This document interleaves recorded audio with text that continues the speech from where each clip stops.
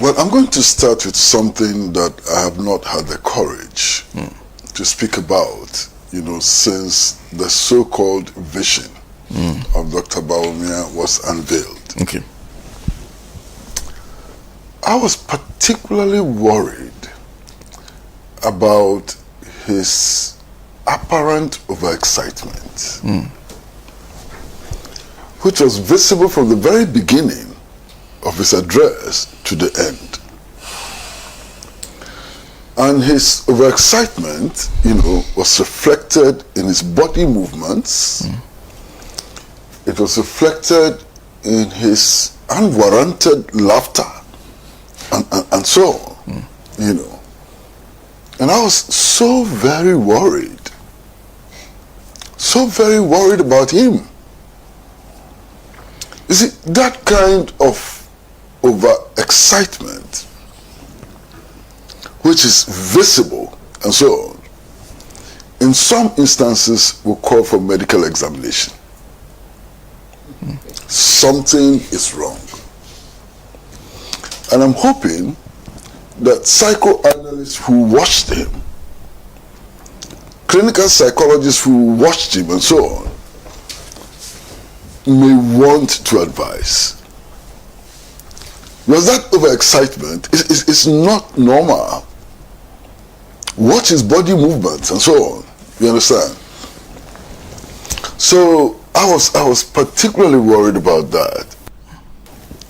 And since then, I've insisted that he ought to be pitied rather than scorned. And I insist that this gentleman really deserves our pity. After listening to him and watching him, I'm beginning to think that we need to revise the English dictionary. Completely revise the English dictionary. Because there was nothing about a vision in what he presented. Essentially what he presented was a wish list. A wish list. And that wish list itself had not been properly crafted, to the extent that he ends up self-indicting and validating his opponents. And it was troubling. You understand? Now, why do I talk about validation of his opponents? Many of the things that Dr. Bawumia says that he's going to scrap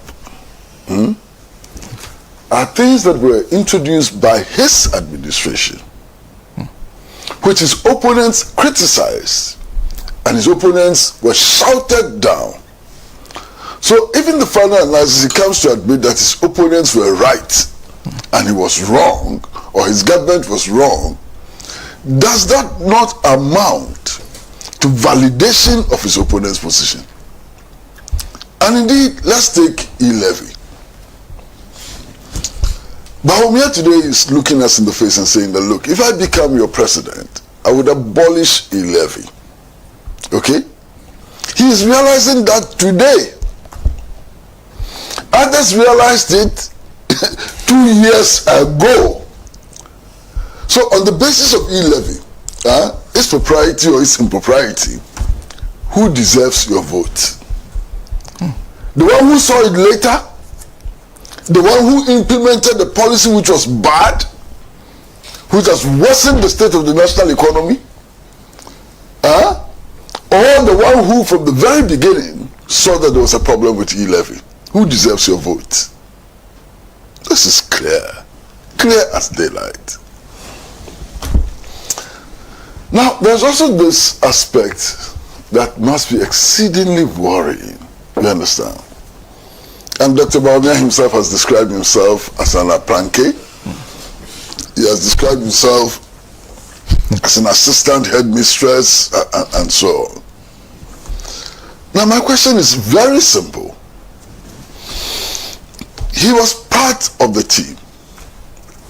He attended cabinet meetings. And I even suspect that at some times he presided over cabinet meetings. Okay. Now, these wrong policies, decisions were taken on these wrong policies for implementation. He didn't like the policies, okay? From what he's saying today, he obviously didn't like the policies. So, Dr. Bawumia is telling us that he was defeated in cabinet. He was either defeated in cabinet or he didn't fight over these policies. You understand? Now, if he didn't fight over these policies, it raises substantial questions about his character, about his trustworthiness. That he sat in cabinet took decisions that he knew were wrong, which would damage the national economy. He kept quiet, he didn't fight, and those decisions were implemented. What a vice president. What a future president.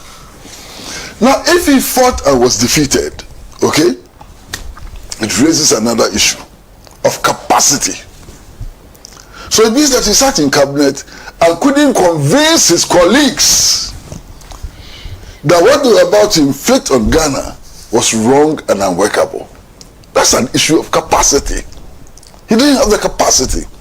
He didn't have the arguments. He didn't have the facts to convince his fellow cabinet members.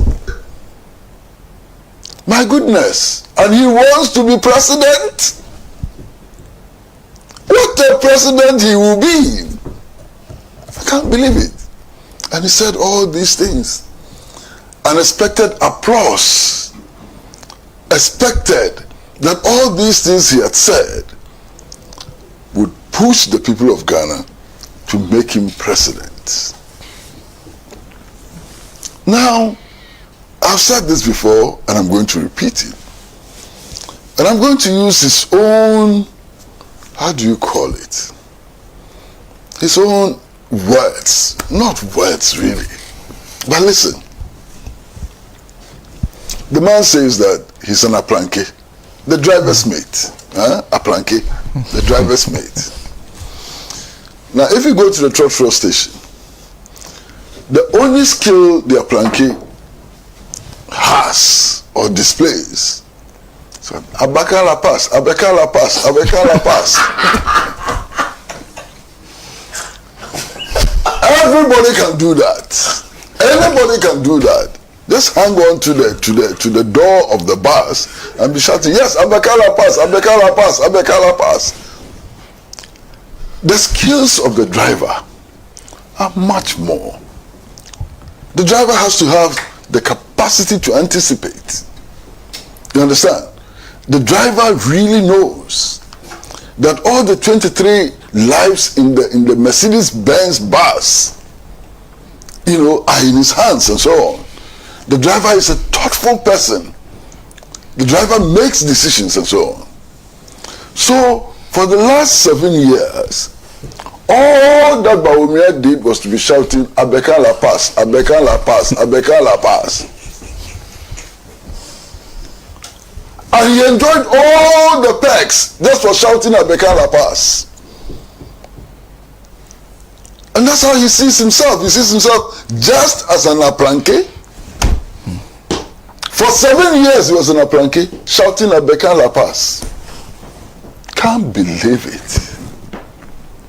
But that's how Bawumia sees himself. In any case, and I've said this before, it's not new, I'm going to repeat it. All of us, 5 of us, we've joined a bus that is going to Insaum. A commercial bus going to Insaum. When we get to Caprice, the driver parks the car and says, I'm coming. Then he goes into a blue kiosk. He cuts 2 halves straight. I know that stuff is measured in quarters, halves, and fourths. Yes. So this driver, he cuts 2 halves straight away. And then on top of that, he takes an energy drink. And he's staggering towards the bus. The aplanke knows that this is what the driver has done, his boss has done. The aplanke doesn't protest. He doesn't alert the passengers. Nothing. He sits there. He says, oh, one day I'll be the driver. So I can forget this one. My brother, that bus would not get to Franco. It will crash and kill the people in it. And if that bus does not get to Franco, crashes and kills the people in it, are you telling me that the aplanke is innocent and bears no responsibility for the accident? The aplanke who kept quiet, who didn't complain, who just waited his turn to be the driver. What kind of an aplanke is that? What kind of an aplanke is that? But this is what Dr. Mahmoud Bawumia says that he is. I'm not saying that he is. He himself says that he's an aplanke. Because I don't believe that he was an aplanke. But if we are to take his words seriously, who will trust such an aplanke? You see, it doesn't end there. Dr. Mahmoud Bawumia tells us that, look, a couple of months more, maybe 10 months more and so on, I will become president. Things are very bad now. My own government has imposed e-levy on you and you are suffering.